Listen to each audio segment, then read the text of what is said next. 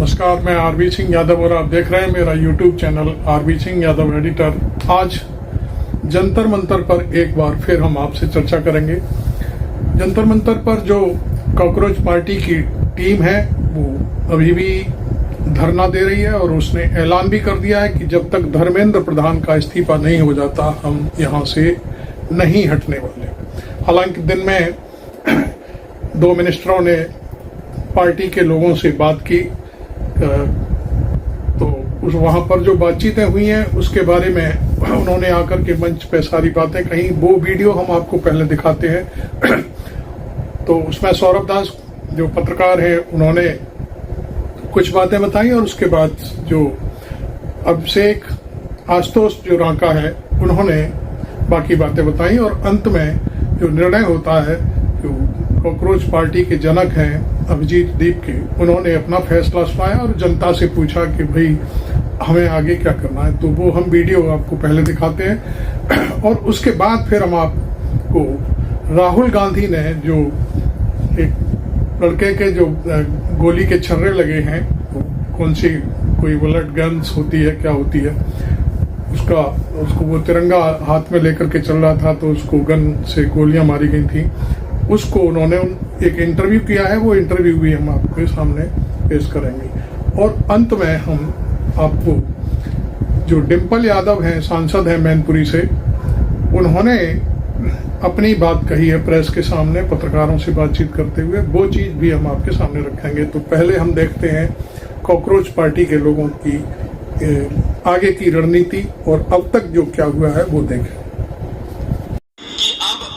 Cockroach party के प्रवक्ता सौरभ दास जो पत्रकार भी हैं, लोगों के सामने होगी या तो कोई न्यूट्रल सरकार से बातचीत के बाद वो मंच से अपने साथियों को संबोधित का मंशा होना चाहिए हमारी जो डिमांड्स है उसको एक्सेप्ट करने का, तब बात करें, टाइम वेस्ट ना करें किसी का भी, अपना भी हमारा भी। तो उसके बाद सरकार ने हमें कल रात को बोला कि आज 12:30 बजे हम लोग कॉन्स्टिट्यूशन क्लब ऑफ इंडिया में मिलेंगे, सेकेंड राउंड ऑफ डिस्कशन करना चाहेंगे। हमने एक्सेप्ट किया। आज मैं और आशुतोष जब गए जेपी नड्डा जी के साथ, डॉक्टर जितेंद्र सिंह जो डीओपीटी के भी मिनिस्टर है, पीएमओ के भी मिनिस्टर है, वो वहाँ पे मौजूद थे, साथ में उनके 1-2 ऑफिसर्स भी।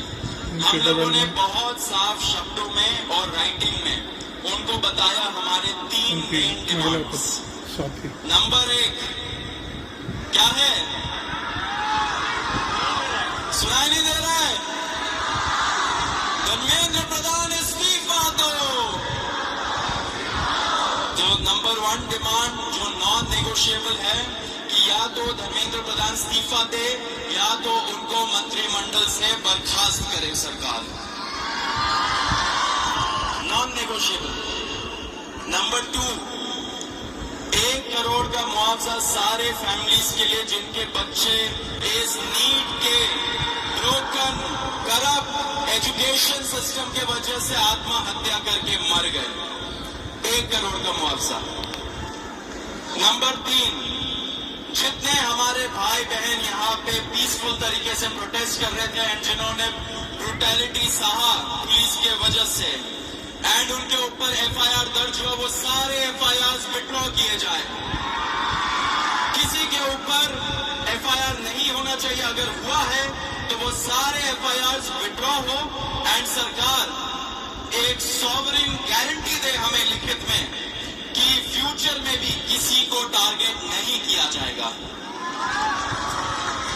साथ साथ हम लोगों ने ये भी उनको बताया कि जो चौथा चीज है हमारा 5 पॉइंट पॉलिसी डिमांड चार्टर जो यहाँ पे वैष्णवी ने बनाया, हम सब लोगों ने उसमें इनपुट्स दिए, वैष्णवी ने बनाया एंड हम लोगों ने सार्वजनिक किया, वो भी सरकार उसको कंसिडर करे एंड हम लोग उस पर भी बातचीत करेंगे। लेकिन जब ये 3 मेन डिमांड्स पे हमारी एग्रीमेंट हो जाएगी।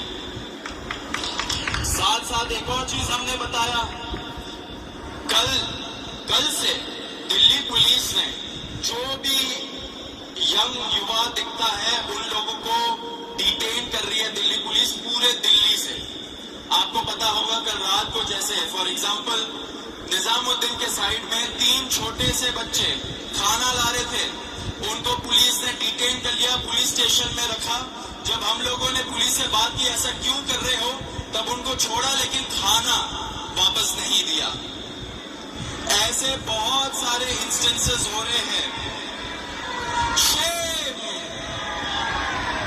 तो ऐसे बहुत सारे इंस्टेंसेस हो रहे दिल्ली में। तो जब हमने बताया ये 2 मिनिस्टर्स को, उन्होंने बोला ऐसा तो कुछ नहीं हो रहा है। ठीक है, लेकिन हमने बोला हो रहा है, तो उन्होंने बोला कि अगर हो रहा है तो वो आश्वासन देते कि ऐसा अब से नहीं होगा। अब जो धर्मेंद्र प्रधान का इस्तीफे का मामला है वो आशु बताएगा क्या हुआ, लेकिन उसके पहले ये बता देना चाह रहा हूं कि जो हमारे दूसरे और तीसरे डिमांड्स है, कॉम्पेंसेशन एंड एफआईआर का विड्रॉल और सॉवरेन गारंटी की ऐसा फ्यूचर में भी एफआईआर फाइल ना हो, उस पे सरकार ने पॉजिटिव साइन दिखाया। सरकार ने बोला कि इन प्रिंसिपल हम लोग मान रहे हैं आपकी ये 2 डिमांड्स। तो कल हमें फिर से बुलाया है। अब धर्मेंद्र प्रधान का इस्तीफा जो सब लोग सुनना चाहते क्या हुआ वो आशु बताएगा। तो सबसे विस्तृत चर्चा धर्मेंद्र प्रधान के इस्तीफे को लेकर हुई। बहुत सारे आर्ग्यूमेंट्स सरकार की तरफ से दिए गए, लेकिन हमने सिर्फ और सिर्फ एक बात कही कि जो 21 बच्चे हैं जिन्होंने नीट का पेपर लीक होने के बाद सुसाइड कर ली, उन जानों का जिम्मेदार कौन है, उनका जवाबदेह व्यक्ति कौन है, उनकी अकाउंटेबिलिटी किस पर है। हमने बहुत साफ शब्दों में सरकार को बता दिया कि धर्मेंद्र प्रधान का इस्तीफा नॉन नेगोशिएबल है। धर्मेंद्र प्रधान का इस्तीफा या उनके कैबिनेट के बर्खास्तगी के बिना यहां पर जो प्रदर्शन चल रहा है, जो पूरे देश भर में प्रदर्शन चल रहा है, वो प्रदर्शन बंद नहीं होगा। ये हमने आज सरकार को साफ शब्दों में कम्युनिकेट कर दिया है। हमने सरकार को ये भी बता दिया कि पूरे देश में इस समय भले ही हमारी शिक्षा को लेके अलग अलग डिमांड्स हो, भले ही शिक्षा सुधार को लेके हमारी 10 अलग डिमांड्स हो, लेकिन इस समय पूरे देश की एक सिंगल डिमांड है धर्मेंद्र प्रधान का इस्तीफा। सरकार ने जो डेलीगेशन वहां पर मौजूद था, उन्होंने हमें कल फिर से 3:30 बजे इस मुद्दे पर बात करने के लिए बुलाया है। हमने सरकार को बहुत क्लियरली ये कम्युनिकेट कर दिया है कि हम अब ज्यादा वक्त इस पर जाया नहीं कर सकते। अगर जल्दी धर्मेंद्र प्रधान का इस्तीफा नहीं होता है, अगर अगले 1 दिन में 2 दिन में धर्मेंद्र प्रधान को बर्खास्त नहीं किया जाता है, तो फिर कॉकरोच जनता पार्टी की तरफ से एक और कॉल दिया जाएगा, नेशनल कॉल दिया जाएगा 20 जुलाई की तरह। और हमने ये भी सरकार को बता दिया है कि इस बार का जो कॉल होगा वो 20 जुलाई से कहीं ज्यादा बड़ा होगा, कहीं ज्यादा व्यापक होगा और राष्ट्रीय स्तर पर होगा। हमने सरकार को समझा दिया, हमें लगता है कि वो ऑलरेडी समझ रहे हैं, जिस तरह से देश भर में अभी प्रदर्शन चल रहे हैं, कि पूरे देश की सिर्फ और सिर्फ एक ही मांग है, धर्मेंद्र प्रधान का इस्तीफा। यही मैसेज हमने सरकार से रिक्वेस्ट की है कि मोदी जी को जाकर कम्युनिकेट कर दें कि मोदी जी, धर्मेंद्र प्रधान के इस्तीफे के नीचे इस बार कुछ भी मंजूर नहीं है। एग्री कर रहे हैं सब लोग? धर्मेंद्र प्रधान के इस्तीफे से नीचे कुछ मंजूर है किसी को? इस्तीफा लिए बिना यहां से जाएंगे तो नहीं आप लोग? एक बार थोड़ा सा और तेज बोलिए ताकि हम तक बात पहुंच जाए। इस्तीफा लिए बिना जाएंगे तो नहीं यहां से? बहुत बहुत धन्यवाद। हमें उम्मीद है कि अगली बार जब मीटिंग होगी तो हम धर्मेंद्र प्रधान के इस्तीफे के साथ वापस आएंगे। उम्मीद कायम रखिए, डटे रहिए, संघर्ष करते रहिए, इतना हम आपको बता सकते हैं कि जीत बहुत करीब है। और आशु ने सारी इम्पोर्टेंट बातें तो बताई दी है, मैं बस दो चीजें कहूंगा। सबसे पहले धन्यवाद जेपी नड्डा जी का, आज हमारे भाइयों को 5 घंटे बिठा कर नहीं रखा आपने, बड़ी जल्दी फ्री कर दिया, थैंक यू फॉर दैट। और दूसरी रिक्वेस्ट मेरी है कि नरेंद्र मोदी जी से इस्तीफा ले लीजिए सर, धर्मेंद्र प्रधान का इस्तीफा ले लीजिए। अगर आप धर्मेंद्र प्रधान का इस्तीफा नहीं लेंगे तो ये जो देश भर में युवा सड़कों पर उतरे ना, वो आपका इस्तीफा मांगना शुरू कर देंगे फिर। तो स्टूडेंट्स की भी भलाई इसी में है कि धर्मेंद्र प्रधान का इस्तीफा हो जाना चाहिए, और स्टूडेंट्स से ज्यादा भलाई नरेंद्र मोदी की है कि धर्मेंद्र प्रधान का इस्तीफा हो जाना चाहिए। अगर धर्मेंद्र प्रधान का इस्तीफा नहीं होता है तो कहीं ना कहीं नरेंद्र मोदी जी की कुर्सी पर भी सवाल उठेगा फिर। So I again request the prime minister of India mister Narendra Modi, please sack Dharmendra Pradhan. If you don't sack Dharmendra Pradhan, the youth will ask for your resignation. Thank you.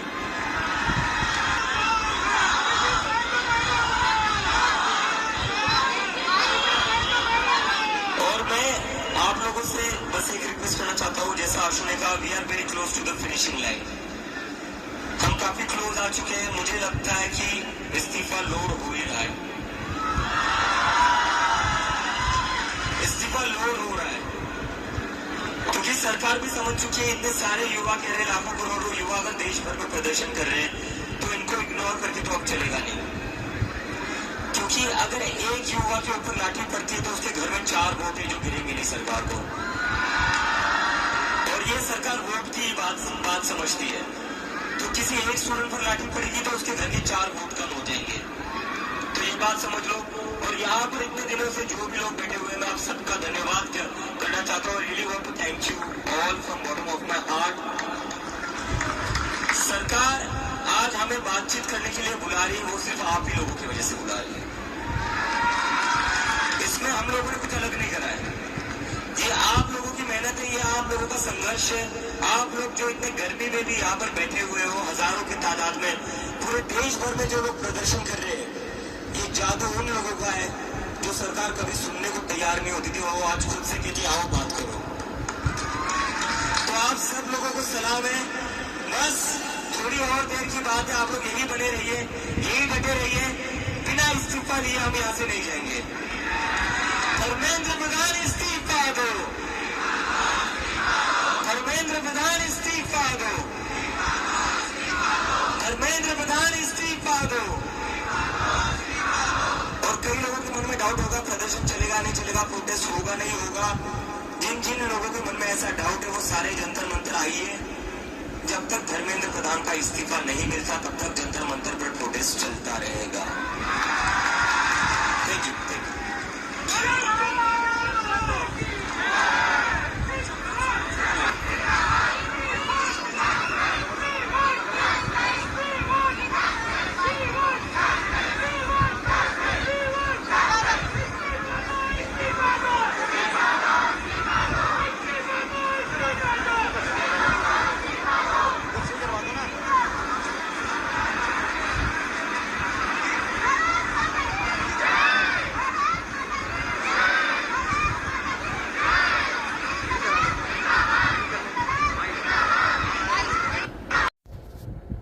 आपने देखा कॉकरोच पार्टी के 2 प्रवक्ता और अभिजीत दीपके ने बाकायदे ऐलान कर दिया है कि धर्मेंद्र प्रधान के इस्तीफे का मामला नॉन नेगोशिएबल है, मतलब उस पर कोई समझौता नहीं है।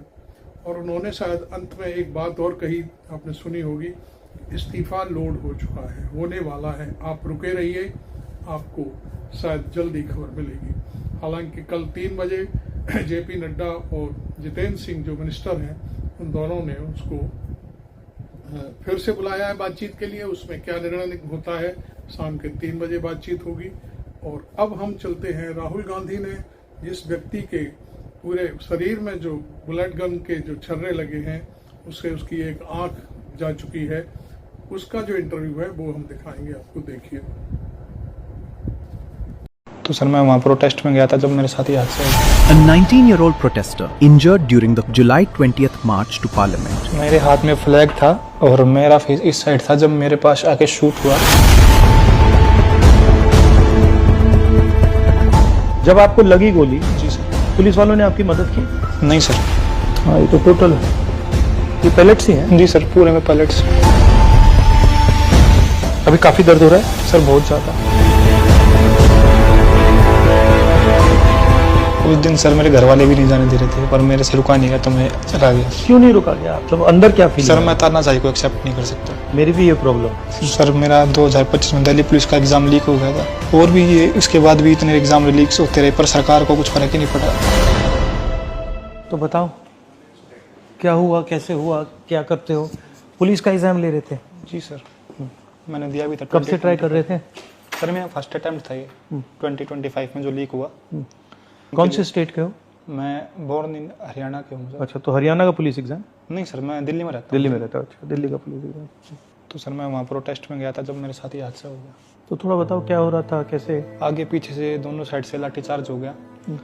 हम लिकटते हम वहाँ पे कर्नाटक पुलिस में पहुंचे जहाँ पुलिस वाले जहाँ से रास्ता दे रहे थे। आप बस वहाँ प्रोटेस्ट करने के लिए गए थे, देखने गए थे, कैसे गए थे? सर मैं प्रोटेस्ट करने गया था। प्रोटेस्ट करने गए थे? जी सर। वो वहाँ पे मतलब काफी लोग थे आपके साथ, अकेले गए थे? नहीं, मैं मेरे साथ मेरे 4 दोस्त और थे पर वो सारे आगे पीछे हो गए थे पुलिस की भगदड़ में क्योंकि लाठीचार्ज हो गया था वहाँ पे। मैं लाठी के उससे भाग के मैं कर्नाटक पुलिस सर्कल के वहाँ पहुँचा। देन मेरे हाथ में फ्लैग था और मैं कौन सा flag? Indian flag sir. Indian flag. और मेरा फेस इस साइड था जब मेरे पास आके शूट हुआ और मेरे को पता नहीं लगा कि क्या शूट हुआ। एकदम बम फटा और मैंने ये हाथ उठा के देखा, ये हाथ नहीं उठा। मैंने आंखों ने आके देखी, वो आंख बाहर आ गई थी। आंख बाहर आ गई थी? हाँ, वो सूज गया था सर पूरा एकदम। जी सर, लगते ही वो पूरा। ये आपने देखा किसने मारा आपको? नहीं सर, मैं देख नहीं पाया। पता नहीं लगा, बस सर भड़ाक से आया उस साइड से था जिस साइड फोर्स खड़ी थी। पुलिस और स्टूडेंट्स आमने सामने थे। और फोर्स बैरिकेड के सामने थी या बैरिकेड्स लेटे हुए थे सर। अच्छा, और आप भाग रहे थे लाठियों से? नहीं सर, वो उस साइड खड़ी थी, मैं देखने गया था क्या हो रहा है। मतलब उतने में मैंने इस साइड देखा और मेरे को आके शूट हो गई। आपने मतलब कोई अग्रेसिव कुछ नहीं किया? आप नहीं सर, शांति से खड़े? अग्रेसिव नहीं करा। अग्रेसिव सर वहाँ पे कोई कुछ नहीं करा था, बल्कि जो अग्रेसिव पत्थर मार रहे थे मैंने उनको बोला कि इनकी तरफ हाथ जोड़ के बढ़ो तो ये कुछ नहीं करेंगे। मैं लीड कर रहा था तो मैं हाथ जोड़ के सबसे आगे था, तो उन्होंने देखा कि मैं सबसे आगे हूँ, दैट्स व्हाई दे शूट मी। और झंडा आपके हाथ में था जब इन्होंने आपको मारा? जी सर। और ये आंख में डैमेज हुआ है, क्या है? डॉक्टर साहब बताएंगे आपको। Guarded prognosis, sir. We have explored. पता नहीं। See, sir. We have called him again next week. एक ही शॉट लगा या 2-3 मारे? नहीं सर, शॉट तो एक ही था, उसमें पैलेट्स बहुत ज्यादा थे। जी दिखा अगर सर, मैं क्या कंफर्टेबल तो हो ना? जी सर। नहीं सर। हाँ, ये तो टोटल ये पैलेट्स ही हैं? जी सर, पूरे में pallets.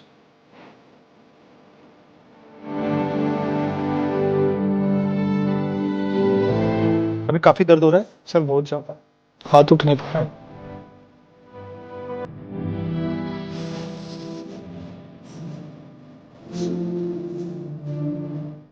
Thank you sir so much.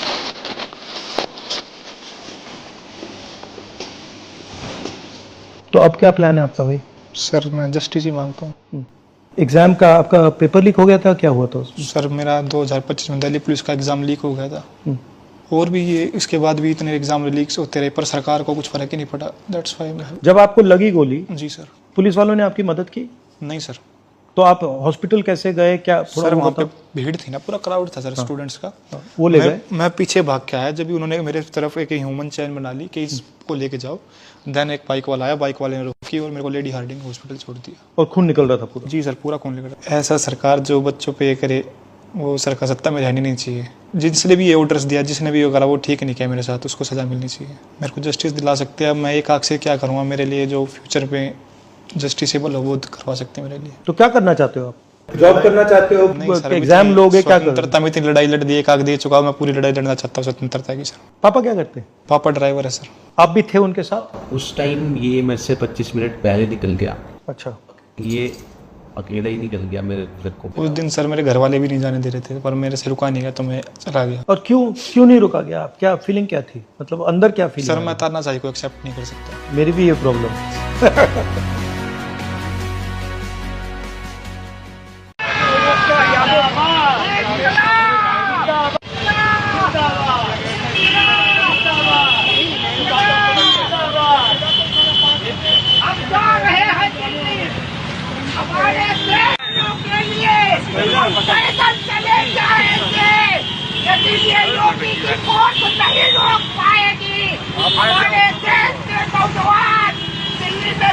जा रहे, पीटने जा रहे हैं और ये योगी बाबा फोर्स लगा के उनको बचवाने का काम कर रही है।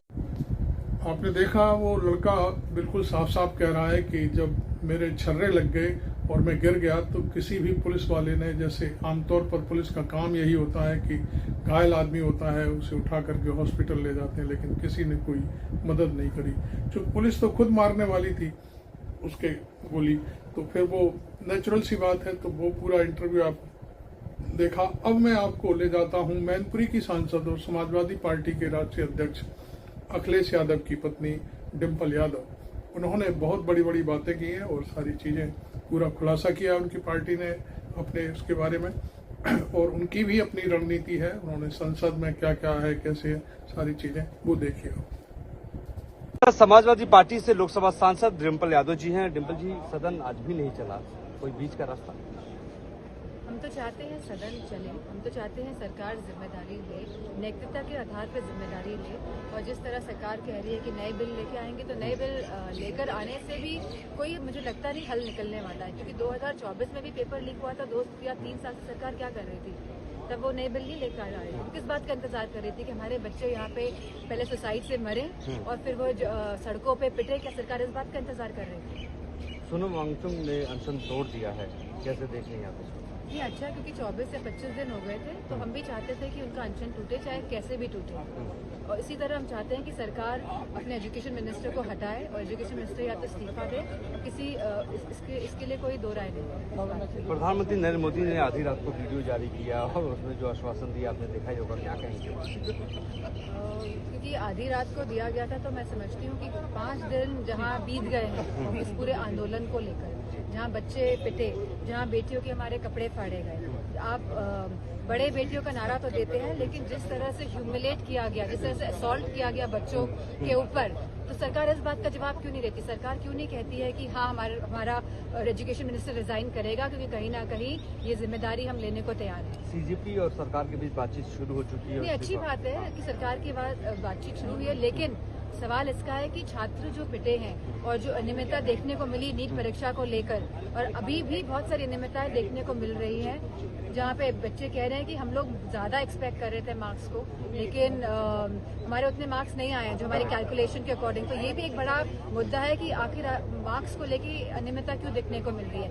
सरकार किन के बच्चों को आखिरकार चाहती है कि सीट्स मिले? आगे की क्या रणनीति होगी? सोमवार को क्या करने वाले आप लोग? इसी मुद्दे पर घेरेंगे सरकार को? सरकार इस पूरे सत्र में हमारे पास बहुत सारे महत्वपूर्ण मुद्दे हैं और हम सभी मुद्दों को उठाएंगे। आगे भी उपवास खत्म कर दिया है और सरकार भी अब कठोर कानून लाने की बात कह रही है। प्रधानमंत्री ने खुद ये इनिशिएटिव लिया है। आप क्या रिएक्शन है और क्या विपक्ष की रणनीति रहेगी? जो ये छात्रों का आंदोलन है, बहुत ही ऑर्गेनिक आंदोलन था।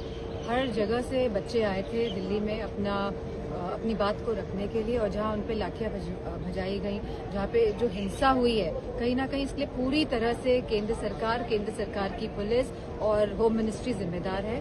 और धर्मेंद्र प्रधान का तो इस्तीफा चाहिए, इसी के साथ हम होम मिनिस्टर का भी इस्तीफा चाहिए, क्योंकि कहीं ना कहीं पुलिस होम मिनिस्टर के अंडर में आती है और सभी भाजपा के सांसद है, तो इन सब के हाथ कहीं ना कहीं उन छात्रों के खून से आज हमें रंगे हुए दिखाई दे रहे हैं। सरकार एक कठोर कानून लाने की बात कह रही है, क्या उसमें विपक्ष चर्चा में भाग लेगा? 2024 में भी आपका ये पेपर लीक हुआ था नीट का, तो सरकार का मतलब उस टाइम कानून क्यों नहीं लेकर आई? आखिरकार सवाल इस बात का है।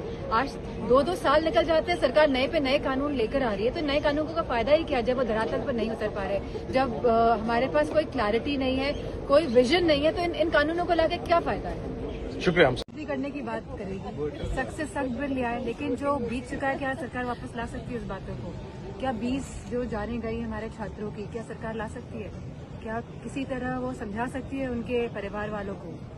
आखिरकार ये गलती किसकी है? सवाल इस बात का है। और हम चाहते हैं, और पूरे छात्र जो दिल्ली में आए हैं और जो लगातार आ रहे हैं, वो भी यही चाहते हैं कि धर्मेंद्र प्रधान का इस्तीफा होना चाहिए। वो इसीलिए भी होना चाहिए, कहीं ना कहीं अकाउंटेबिलिटी और जिम्मेदारी सेट होनी ही चाहिए, जिससे कि अगली बार ये चीज नहीं रिपीट हो। क्योंकि 2024 में भी पेपर लीक हुआ था, इसी तरह बच्चों ने खुदकुशी करी, तो फिर क्या हुआ था? आज हम कहाँ खड़े हैं 2024 की रिपोर्ट को लेके? तो सरकार तो खाली लीपा पोते की बात करेगी, और क्योंकि दिल्ली में जो पुलिस है वो केंद्र सरकार के अंडर आती है, तो कहीं ना कहीं जिन जिन बच्चों का ये खून बहा है सड़कों पर, तो भारतीय जनता पार्टी के लोगों के जो हाथ हैं वो बच्चों के खून से रंगे हैं। जितने छात्रों का खून बहा है, तो भारतीय जनता पार्टी के जितने भी सांसद हैं और पूरी सरकार के हाथ हमारे छात्रों के खूनों से रंगे हुए हैं आज इस स्थिति में। क्या इस्तीफे से कम कुछ भी मांग सरकार के प्रतिनिधि सरकार ये चाहती है कि कहीं ना कहीं जो छात्रों का मुद्दा है वो कहीं ना कहीं खत्म हो जाए। सरकार की खाली एक ही मंशा है, अगर सरकार चाहती है कि वाकई में छात्रों को हितों चाहती है तो एक तो ये एनटीए को उनको हटा देना चाहिए, क्योंकि अभी भी ओएमआर बहुत सारे स्टूडेंट्स ऐसे आए हैं जो कह रहे हैं कि ओएमआर की शिकायतें आ रही हैं। उनको जो मार्कशीट दिखाई गई उन्होंने वो देखी मार्कशीट, और उसके बाद वो उनके जो मेल अकाउंट है सब डिलीटेड है विदिन 10 मिनट्स। तो बहुत सारी शिकायतें आ रही हैं। तो ये जो एनटीए का सरकार की जो ये प्रक्रिया लागू करी है इसको हटाना चाहिए सरकार को। इसी के साथ सरकार को हमारे मिनिस्टर जो एजुकेशन मिनिस्टर को तो खुद ही शिक्षा दे देना चाहिए था। जब इतना बड़ा आंदोलन हो गया, आपने इतने बच्चे को पीट दिया, एक आध बच्चे इसमें शहीद भी हुए हैं, पर मैं शहीद का दर्जा दूंगी बिकॉज बच्चे आके यहाँ पे सड़कों में निहत्ते आए थे। और इस पुलिस ने, सरकार की पुलिस ने, और दिल्ली की पुलिस किसके अंडर में आती है? केंद्र सरकार के अंडर में आती है। तो ये केंद्र सरकार वालों ने जो जातियाँ कही हैं बच्चों के साथ, मैं समझती हूँ इसके लिए होम मिनिस्टर को भी रिजाइन करना चाहिए, क्योंकि ये बहुत बड़ा मुद्दा है। इंटरनेशनली सब लोग जान गए हैं जो हालात हैं पूरे देश में, और खाली ये दिल्ली में प्रदर्शन नहीं हो रहा है, अन्य सिटीज में भी, बॉम्बे में हो जाए, चाहे पटना हो जाए, बिहार हो जाए, हर जगह प्रदर्शन हो रहा है।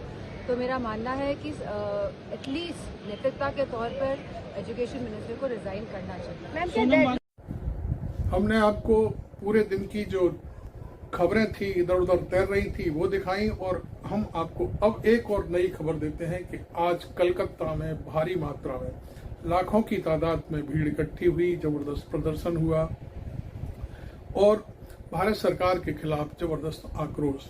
मुंबई में एक लड़की थी, शायद कोई यादव है, उसने जब वहां गिरफ्तार करके जब वैन में भर के ले जा रहे थे तो वो सामने आकर के खड़ी हो गई, और मैं उसके फोटोग्राफ्स भी आपको दिखाऊंगा अभी, तो वो देखिए और उसके बाद फिर मैं आपसे फिर बात करता हूँ एक बार।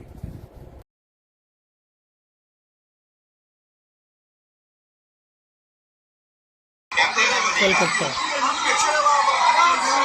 लाखों की तादाद में लोग जुटे हैं भारत सरकार के खिलाफ।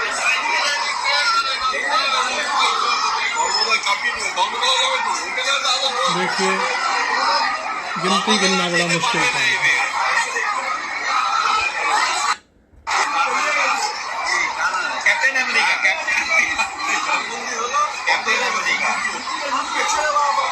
वो सवाल मैं उन सवालों का जवाब दूंगी जो रेलेवेंट सवाल है, ठीक है? आप इस सरकार के जाल में फंसे हुए हैं, आप हमेशा वही पूछते हैं जो ये सरकार पूछवाना चाहती है, ठीक है?